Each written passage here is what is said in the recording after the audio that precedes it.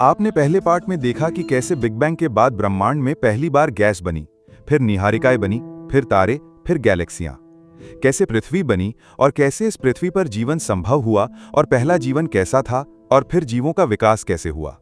अगर आपने पहला पार्ट नहीं देखा तो पहले उस वीडियो को पूरा देखें। इस वीडियो में आगे बढ़ने से पहले अगर आपको साइंस, स्पेस और मिस्ट्री जैसी डीप कहानियां पसंद हैं तो आगे बढ़ने से पहले चैनल को सब्सक्राइब जरूर करें, क्योंकि ऐसी ही कहानियां यहां नियमित मिलती हैं।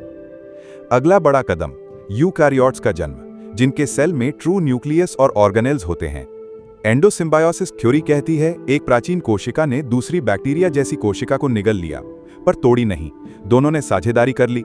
यही अंदर की कोशिका आगे चलकर माइटोकॉन्ड्रिया बनी।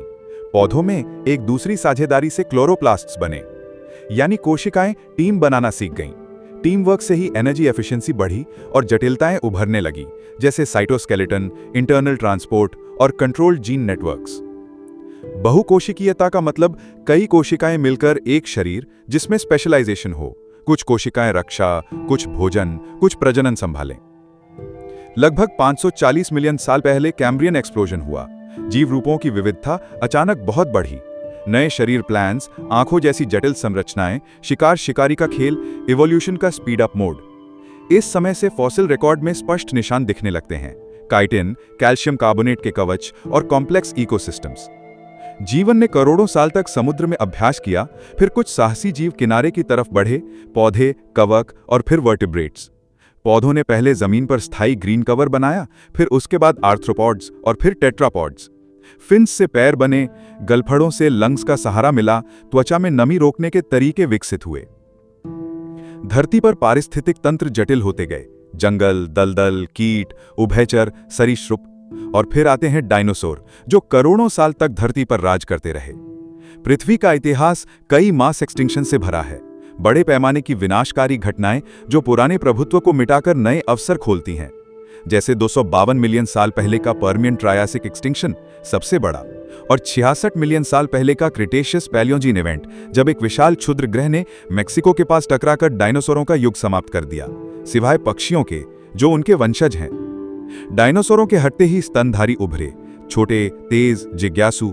उन्होंने खाली इकोलॉजिकल निशेस भर दिए, कुछ पानी में, कुछ हवा में और कुछ पेड़ों पर।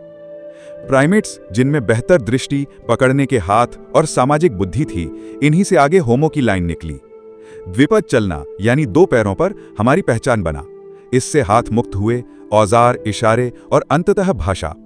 दिमाग का आकार और कनेक्टिविटी बढ़ी। फ्रंटल लोब्स ने योजना, कल्पना और जटिल सामाजिक नियमों को संभाला। होमो हैबिलिस से होमो इरेक्टस, आग का नियंत्रण, लंबी दूरी की यात्राएं। फिर होमो सेपियंस, लगभग 3 लाख साल पहले, जो प्रतीक, कला और कहानी कहने में माहिर थे। हमारी ताकत सिर्फ ताकत नहीं, सहयोग है। बड़े समूहों में भरोसा बनाने के लिए मिथक, नियम और संस्थाएं बनी। इसी के साथ खेती, शहर और सभ्यताएं उभरी, फिर विज्ञान और तकनीक। इस पूरी कहानी में पृथ्वी का बैलेंस बार बार दिखता है।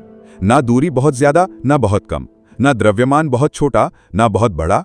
चुंबकीय क्षेत्र, प्लेट टेक्टोनिक्स, चंद्रमा, सभी ने मिलकर इस ग्रह को रहने लायक बनाया। प्लेट टेक्टोनिक्स कार्बन साइकिल को रेगुलेट करती है। ज्वालामुखी CO2 छोड़ते हैं और सिलिकेट वेदरिंग CO2 खींचती है। यही लंबे समय का क्लाइमेट थर्मोस्टैट है।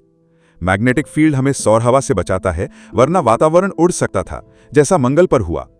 जितना हम ब्रह्मांड देखते हैं, उतनी ही ये संभावना बढ़ती है कि जीवन कहीं और भी हो सकता है। एक्सोप्लैनेट्स की संख्या अरबों में है। प्रश्न है, कैसा जीवन, और हम पहचानेंगे कैसे?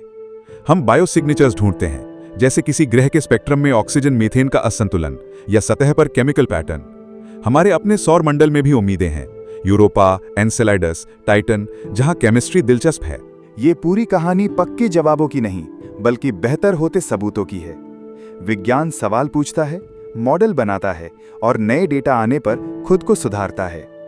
इसलिए आप जो पढ़ते सुनते हैं, उसमें अनिश्चितता के स्तर को समझना जरूरी है।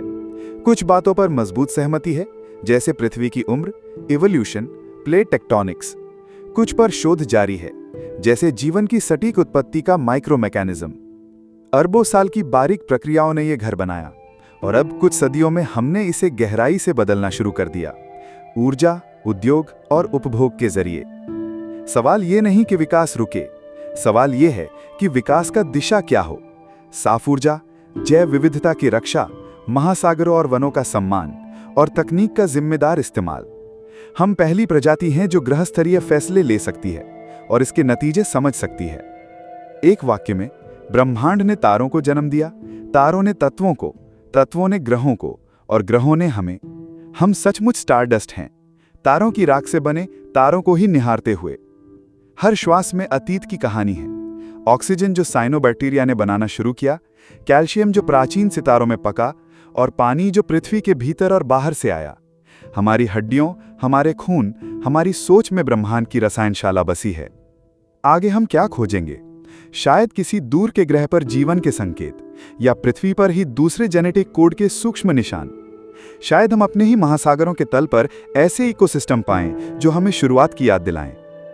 और शायद सबसे बड़ी खोज ये होगी कि हम अपने घर को स्थायी कैसे बनाते हैं, क्योंकि अंतरिक्ष में बसना रोमांचक है, पर पृथ्वी हमारी पहली, सबसे प्यारी प्रयोगशाला है। आपने एक ऐसी यात्रा देखी जो शून्य से शुरू होकर जीवन की जटिलता तक पहुंची। ये कहानी अभी खत्म नहीं हुई। हर रात जब आप आसमान देखते हैं, ये कहानी आगे बढ़ रही होती है। और याद रखिए, सवाल पूछना ही विज्ञान की धड़कन है। जो चीजें हम नहीं जानते, वही हमें आगे धकेलती हैं। इसलिए जिज्ञासु बने रहिए। अगर आपको ये सफर पसंद आया हो और आप ऐसी और कहानियां सुनना चाहते हो, तो चैनल को सब्सक्राइब कीजिए, वीडियो शेयर कीजिए और कमेंट में बताइए कि अगली बार किस रहस्य को खोलें। मिलते हैं अगले एपिसोड में, जहां हम ब्रह्मांड के किसी नए रहस्य पर रोशनी डालेंगे। तब तक आसमान को देखना मत भूलिए, क्योंकि हमारी कहानी वहीं लिखी जा रही है।